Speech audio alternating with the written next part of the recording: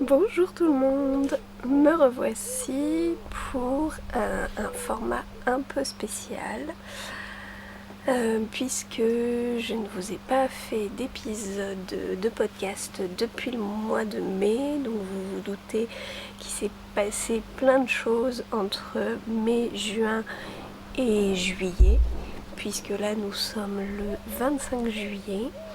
Je me suis installée dehors. J'espère que ça ira côté bruit. Il y a un petit peu d'air, un petit peu de vent. Et juste ici, dans la maison derrière, il y a des enfants dans une piscine. Donc je ne maîtriserai pas trop les cris et éclaboussures. Je reviens vous voir.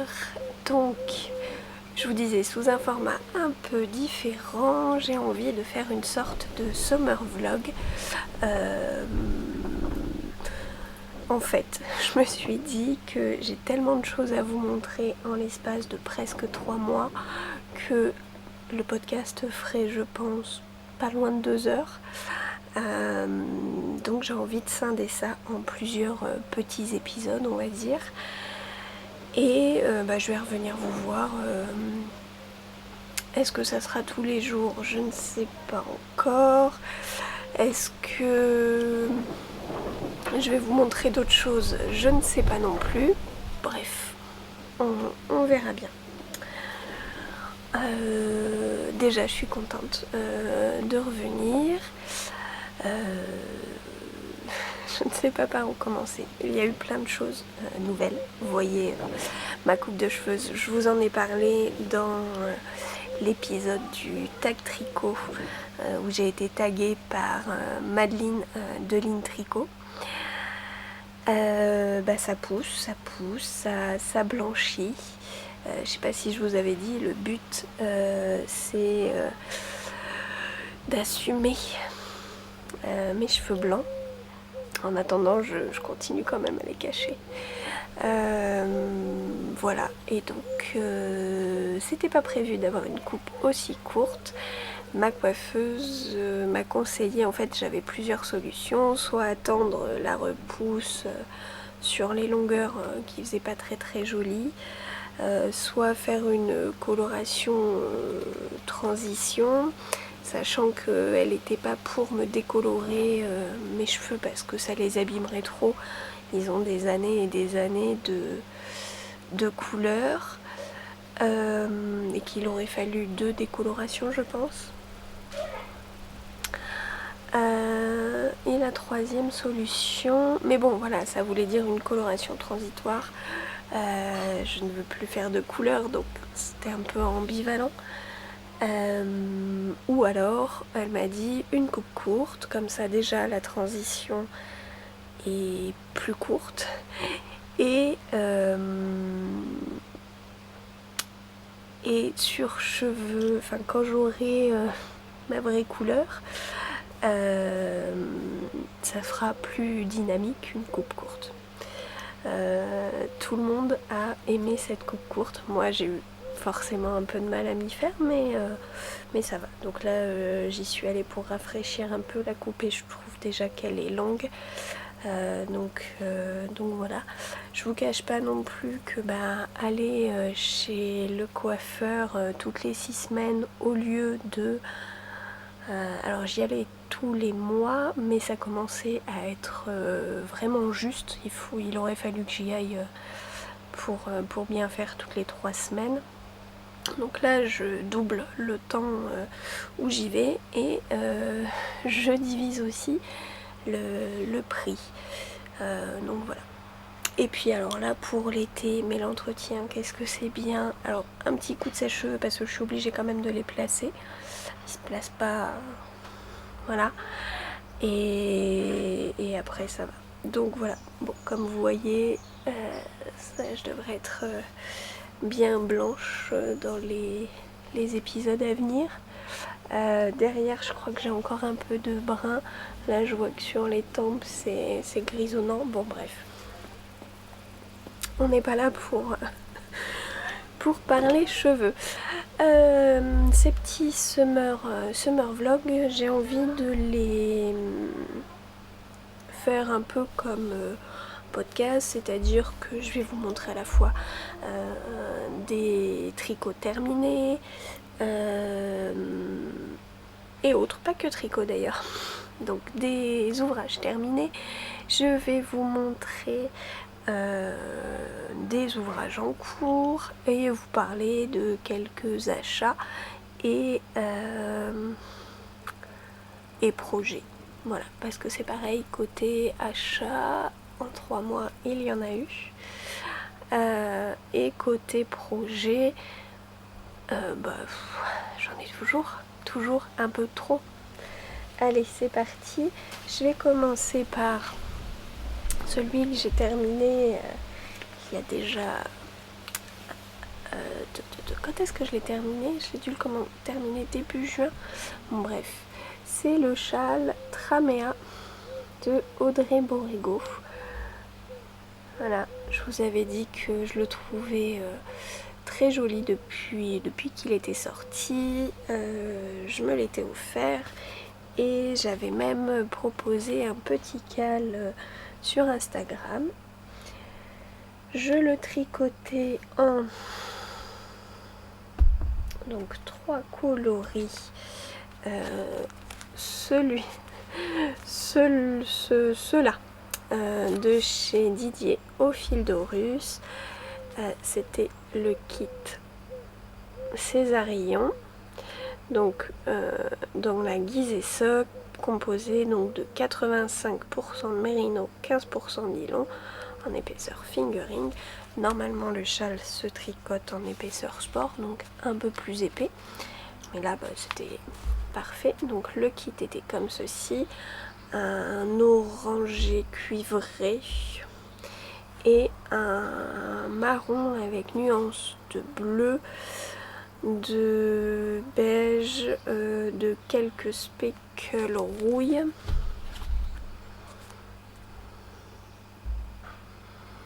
Alors, entre la luminosité et pour terminer, je l'ai associé à ce bleu, ce bleu pétrole qui est de la Unicorn de chez Hobby, 75% mérino, 25% nylon. Donc un peu moins de laine, un peu plus de nylon. Et voici le rendu. Alors il était plié dans l'armoire. Je ne crois pas vous l'avoir montré en vrai. Bon voilà, il est tellement grand que vous ne voyez pas, vous ne le voyez pas en entier. Donc il se commence par en haut. Je me souviens plus exactement. Peut-être un garter tape. Non, je crois que c'était quelque chose d'un peu bizarre. Et mon début ressemblait pas à grand chose, et puis j'ai continué et ça l'a fait. Donc après on alterne en fait les 3 couleurs. On passe au point mosaïque. Alors le mien, comme j'ai de la laine variée et de la laine unie, il est un peu fondu. Sur le modèle, il est quand même un peu plus dessiné, un peu plus mis en valeur, peut-être un peu plus présent sur le châle. Moi j'aime beaucoup le fait que ce soit un peu plus fondu. Après, j'avais adoré faire ce point là. C'était avec ma laine bleue et ma laine variée. Je ne sais pas ce que c'était comme sorte de point, mais c'était chouette. Et je crois que c'était des rangs de brioche. Voilà, avant une petite bordure. Donc le châle Tramea. J'ai pu un peu le porter vu que le temps n'était pas génial. Les températures non plus. Je crois que je l'ai porté 1 ou 2 matins. Je vais essayer de regarder quand est-ce que je l'ai terminé. Je l'ai terminé le 12 mai. Alors autant vous dire que effectivement j'ai eu le temps de le porter. Je le pensais plus dense. Il est très léger. Il a un drapé, je pense que ça se voit. Il est fluide. Je vais arrêter de faire des mouvements, apparemment ça fait venir le vent. Voilà. Très très joli châle à 3 écheveaux, pas complet. Mais je pense que j'aurai de quoi faire. Donc ça c'est pour la première chose que j'ai terminée. Et oui d'ailleurs, il se tricotait ou je l'ai tricoté en aiguille 3,75. Faites voir. Tac tac tac. Normalement il se tricote en aiguille 4 puisque je vous ai dit c'était de la laine un peu plus épaisse. Moi je l'ai tricoté en 3,5 et c'était enfin voilà, j'aime bien. Je vous l'ai montré à l'endroit au moins. Oui, puisque le dos de la mosaïque, voilà ce que ça donne. Très joli aussi. Voilà. Je peux le porter un peu, mais on va faire vite. Voilà. Il se met comme ça. Alors sur un débardeur, ça fait un peu bizarre. Hop. Voilà.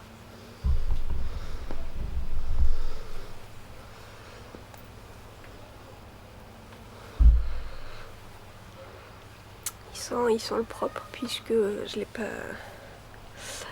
pas mis beaucoup et là il était entre tout plein de tricots. Donc j'avais, comme je vous ai dit, organisé un cal. Il n'est pas terminé mais beaucoup moins actif. Merci à celles qui ont participé, c'était chouette. On s'est donné des petites astuces, forcément montrer avec quelle laine on allait les faire. Montrer les progressions. C'était motivant parce que franchement, s'il n'y avait pas eu ce cal, je pense qu'il ne serait pas fini. Donc j'ai bien fait de lancer ça. Voilà. Je pense que pour des modèles un petit peu challengeants, là c'était challengeant par rapport à la mosaïque, voilà, parce que c'était quand même un grand châle. Toujours est-il que merci aux participantes de ce cal, de m'avoir suivi dans ce modèle. On a un joli châle pour l'automne. En suivant, j'ai terminé un projet qui était un accessoire que j'avais commencé fin avril en duo avec Marion Scotty sur Instagram. C'est la capuche Bombec. Ça faisait un petit moment qu'on voulait la faire. On s'est dit c'est pas la période, c'est pas le moment, le beau temps arrive. C'est pareil, j'ai eu l'occasion de la mettre, c'est ça le pire. Je vous fais l'essayage direct. Alors avec la nouvelle coupe, j'avais pas la nouvelle coupe.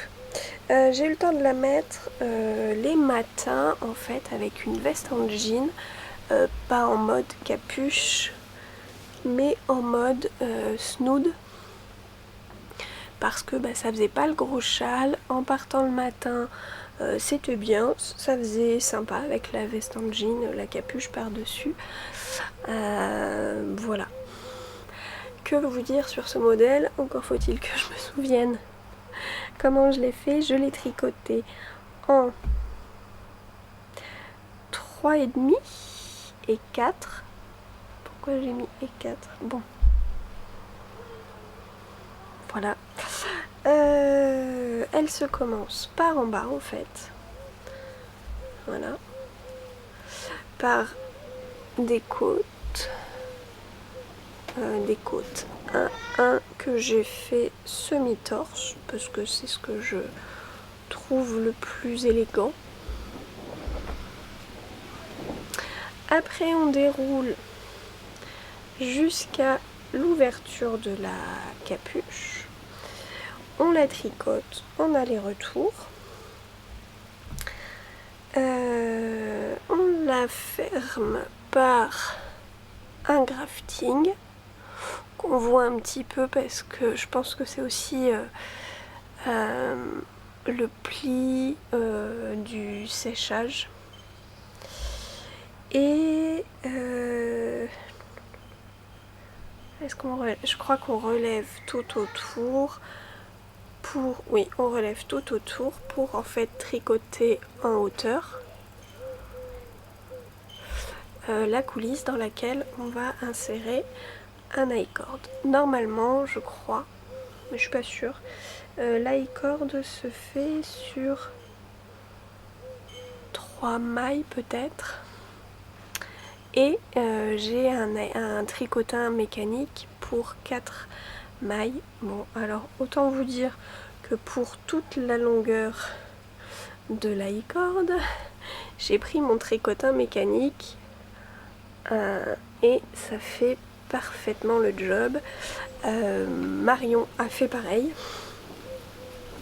La sienne, alors je crois qu'elle est un peu plus, elle est dans un kaki un peu plus gris. La mienne est un peu plus verte. Pas flagrant là. Et je l'ai tricoté en Squirrel's Yarn. Attendez, c'était quoi? Parce que comme l'étiquette est remise, c'est sa base Bigard radiée, donc 75% BFL, 25% nylon. Il y a 425 mètres au 100 grammes, donc il m'en reste.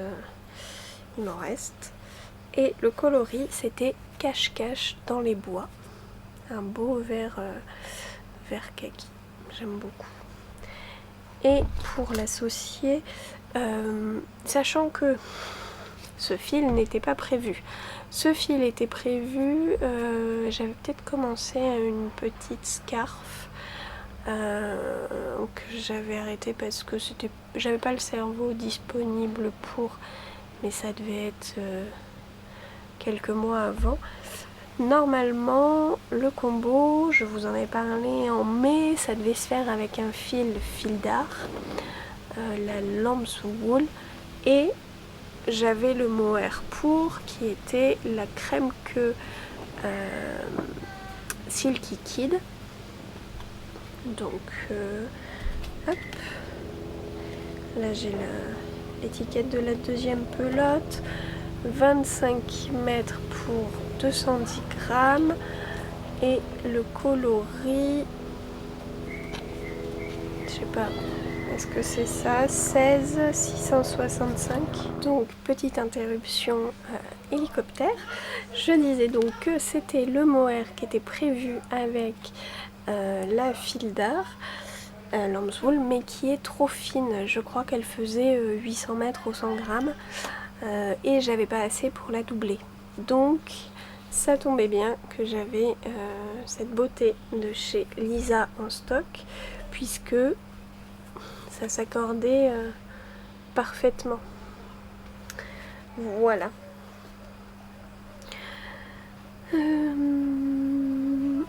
Bah voilà, une capuche qui sera là aussi prête pour l'automne. Effectivement, vous avez des projets qui ne sont pas trop de saison, puisque en mai, je tricotais des projets non pas de printemps, mais d'automne. Là, je suis passée à l'automne. Oui et non. Allez, je vous montre. Je teste pour Laura de la chaîne Laine Poudrée son châle flèche. Alors, je voulais vous montrer le visuel, mais mon imprimante, quelques petits soucis. Bon, alors c'est un châle qui se réalise en 2 écheveaux de fingering.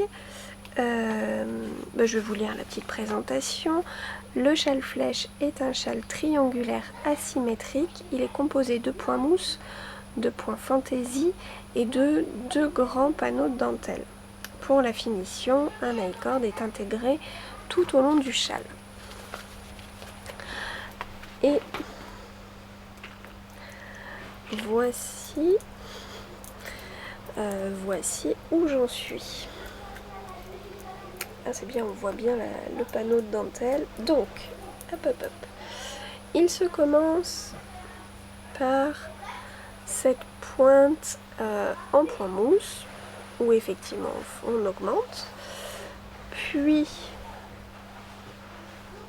je vous le montre à l'envers. Puis, de la brioche unicolore, je dirais. D'ailleurs, voilà, brioche unicolore. J'ai entendu dire que c'était la même chose que le point de côte anglaise. J'ai regardé et ils ne se font pas du tout pareil. La brioche se fait avec un système de jeté et sur le rang d'après, on tricote la maille et elles sont jetées comme une maille. Et les côtes anglaises se tricotent par la maille du dessous. Le rendu semble à peu près similaire, donc je me dis, est-ce que c'est deux façons différentes de tricoter un même point ou est-ce que c'est deux points différents? Est-ce que vous avez la réponse à cette question? Parce que je serais bien curieuse de le savoir. Bon, toujours est-il, on a ce point ici, une autre partie de point mousse et on attaque la première partie de dentelle que là vous voyez, hop, par transparence, qui n'est pas bloqué, donc le rendu sera d'autant plus joli quand ça sera bloqué. On continue une partie de point mousse, on refait de la brioche unicolore et ou côte anglaise et hop, on refait une partie de point mousse et là je dois attaquer un autre panneau de dentelle, donc qui est un peu plus grand il me semble. Donc voilà, ça c'est un en cours. Le test devrait sortir en août et je vous tiendrai au courant en fonction. Laura voilà, nous a dit qu'il n'y avait pas de pression et qu'il sortirait quand il sortira. Je le tricote dans ce très beau rouge grenat qui est un coloris là aussi de chez Lisa, de chez Squirrel's Yarn, que j'ai acheté lors de sa venue chez Timeco Tissu à La Traîne. C'était quand? C'était fin mai peut-être? Ça devait être fin mai. Voilà, où Lisa avait un petit stand et j'ai craqué en les voyant. C'est pas du tout un coloris que j'ai l'habitude de tricoter, mais je pense que ça devrait être très... Enfin, déjà, le coloris est très joli et je pense que ça devrait être sympa pour l'automne. C'est dans sa base amande fing, donc qui est 75% mérino, 25% nylon, 100 grammes pour 425 mètres, donc très généreux. Et c'est le coloris Smoothie Fraise Cassis. En plus c'est gourmand. Hop. Je peux pas me le mettre autour du cou pour avoir un aperçu. Je suis emmêlée avec mes petits bloqueurs. Petits bloqueurs qui m'avaient été offerts par Kelly, ma tricopine. J'ai un doute. Kelly ou Marjorie? Je crois que c'est Kelly. Hop. Et donc, je sais pas, autour du cou, ça pourrait être... je pense que ça pourrait le faire pour cet automne. Dans tous les cas, j'adore. J'adore. En châle 2 écheveaux, j'ai le châle saison de Laura Laine Poudrée, un châle gratuit que je porte beaucoup au printemps parce que les couleurs sont plus, plus printanières. Je l'ai fait en corail et beige aspic, le rose corail, voilà. Donc ça va mieux. Et celui-là, je pense que voilà, j'aimerais bien avoir l'équivalent, mais en couleur plus chaude, plus automnale.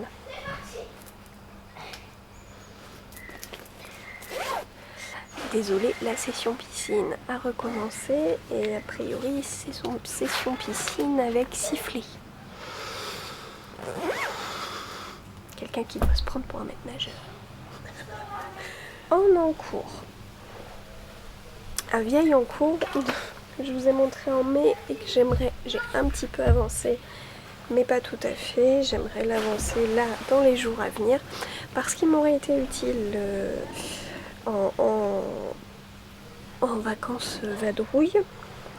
C'est ma pochette au crochet issue du livre Granny Square. Je vous remontrerai le livre à l'occasion quand je l'aurai terminé.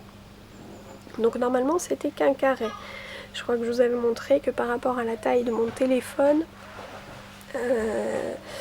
ça n'allait pas. C'était trop petit. Donc j'ai fait des rangs supplémentaires en haut, des rangs supplémentaires en bas. J'ai fait la même chose. J'ai fait toute une bande que je suis déjà venue raccrocher à un des rectangles. Je crois qu'entre temps, j'ai pris les mesures pour faire la doublure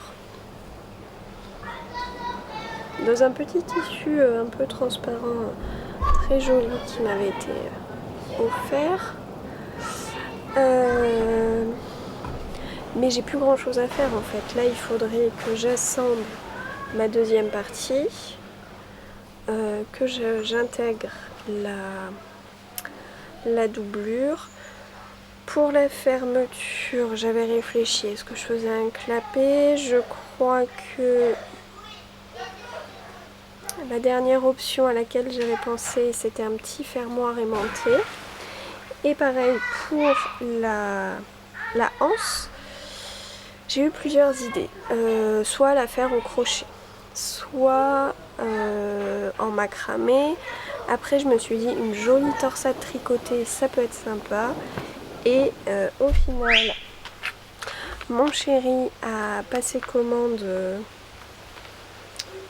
sur un site peu recommandable et j'ai trouvé cette sangle qui, je trouve,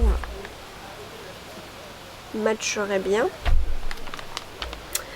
Ça, je pense que ça dynamiserait un peu le côté que pourrait avoir la pochette. Je l'ouvre en même temps que vous, je la découvre. Petit crochet doré. Je pense qu'elle est réglable. Et ça pourrait être sympa en bandoulière. Donc voilà, j'aimerais terminer ma pochette qui est dans une pochette au crochet aussi. C'était la pochette Sun de Atelier Émilie que j'ai dû faire, pas l'été dernier, l'été d'avant. Voilà, et généralement je mets mon projet, des projets crochets dedans. Donc ça, j'aimerais bien le faire peut-être dans la soirée. Affaire à suivre, sans doute dans le prochain summer vlog.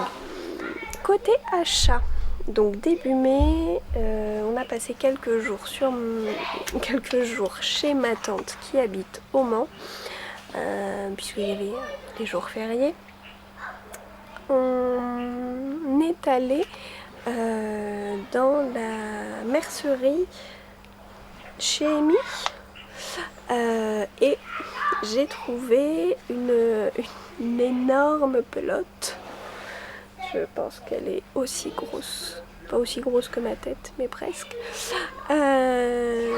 Donc de chez Fildar, la Filéo Concept, effet imprimé léopard, 71% laine, 17% polyamide, 2% élastane. 230 grammes, 1265 mètres, c'est-à-dire que je peux me faire un pull avec une pelote. Bon, la pelote n'étant pas donnée, Heureusement qu'il n'y en a pas besoin de 5 ou 6. Non, mais voilà, c'est fait pour justement une pelote égale un pull jusqu'à la taille 42. Et j'ai bien envie de me faire un pull tout simple style Cumulus Blues. Voilà, avec un effet léopard. Et autre achat, c'est une banane de chez Laisse Filer. J'ai craqué quand elle a montré sa mise à jour. Et voilà, je me la suis offerte. Je me suis fait plaisir. Donc elle est dans un velours rose parce qu'en fait je voulais en coudre une avec un velours rose, mais je n'avais pas trouvé le tissu. Et puis bah là elle était faite quoi. Donc un beau velours rose assorti à un tissu fleuri. À l'intérieur, je pense que c'est un tissu recyclé peut-être, puisqu'il y a des petites nappes de tissu. Donc voilà, comme ça, elle est franchement grande en contenance, hyper pratique. Voilà, j'adore. Donc, hop, de chez Laisse Filer. Parce que là, on revient de vacances, j'y suis allée avec une banane que moi j'avais cousue il y a... Ah, c'était peut-être l'été dernier. Bref, une banane en tissu bleu, beaucoup plus petite. Parce qu'en fait, celle-là, je me suis dit, bah non, je vais la salir. Peut-être que le velours rose, ça va me tenir chaud. Tout ça. Puis voilà, je voulais pas trop la trimballer, l'abîmer. Donc j'ai pris celle que je m'étais cousue. Bon, alors déjà, elle est, je pense qu'elle est beaucoup plus petite, beaucoup moins profonde. Et j'ai rien pu mettre dedans quoi. Mon porte-monnaie, mon téléphone et mes lunettes de soleil. Et c'était déjà compliqué quoi. Voilà pour mes achats. Je vais charger ma batterie et je reviens vous parler de mes projets. C'est à nouveau moi, je reviens pour vous parler de mes projets. Donc, je vous ai montré la pelote léopard pour une Cumulus Blues, mais ça, clairement, c'est pas pour tout de suite. Après, la pochette crochet, là par contre, j'aimerais bien. Et ces jours-ci, ce que j'aimerais faire, alors en fait, j'y ai pensé. Je voulais le faire cet après-midi. Alors déjà on est en fin d'après-midi et je me rends compte que je n'aurai pas le temps. Le point de départ qui n'est pas tout à fait le point de départ, qui est la dernière goutte d'eau qui m'a fait dire allez je me lance, c'est le magazine 1001 idées. Faut savoir que quand je pars en vacances sur la plage, j'aime bien m'acheter un magazine, généralement celui-ci, là ces dernières années c'était celui-ci, à feuilleter et voilà. Dans celui-ci, il y avait un dossier sur le cyanotype avec pas mal d'exemples, un peu d'histoire, comment ça se fait et des petits projets soit sur tissu, soit sur papier, avec les explications, etc. Je me suis dit que c'était ça tombait à point nommé car j'avais emprunté ce livre-là, Atelier cyanotype, technique et projet aux éditions Marabout par Camille Souleyrol et Marie Vanditelli. Ce livre est très bien fait, je l'ai bien feuilleté là entre les deux prises. Vous avez tout d'abord une partie sur l'histoire du cyanotype. Voilà, partie historique. Après, sur comment ça se réalise, avec des explications, des exemples.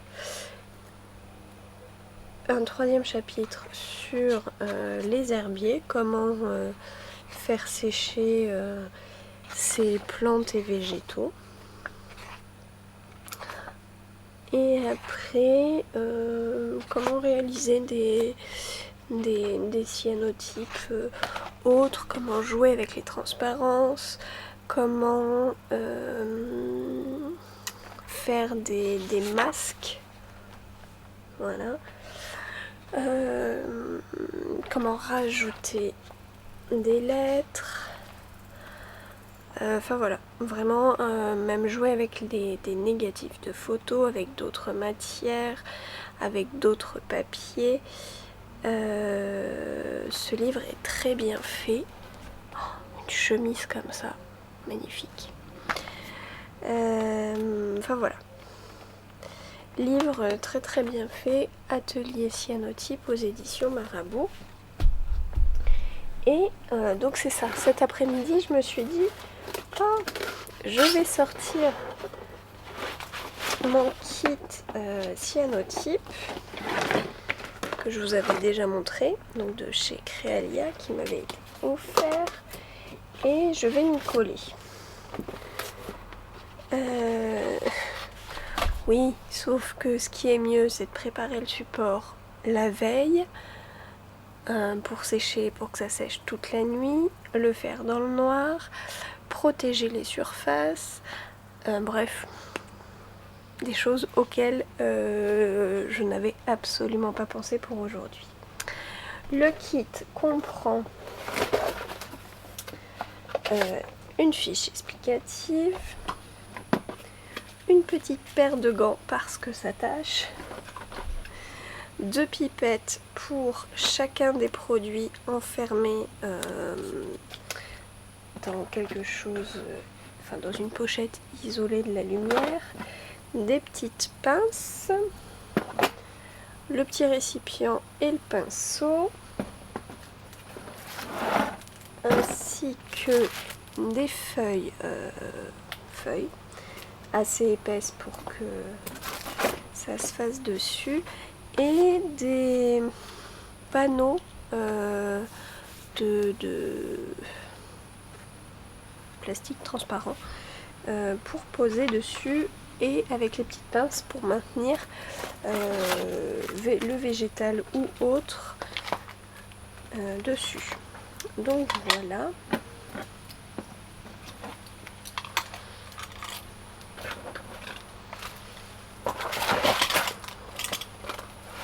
Je remets tout dedans.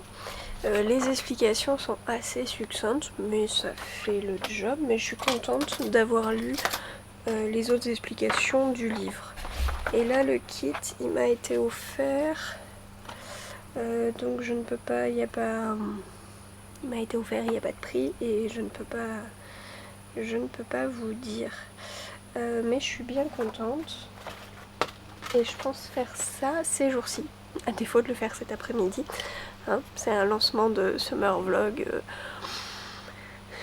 pas du tout prévu. Et dans le jardin déjà, j'ai commencé à faire ma cueillette, non pas de végétaux, mais avec 2 plumes. Je me dis que ça peut le faire. Voilà. Voilà pour mes projets. Ce soir, je vais à mon asso. Je pense que ça va être l'occasion de sortir le crochet. Dans tous les cas, j'espère que ce format vous plaît. Et je pense que je vous dis à demain. Salut!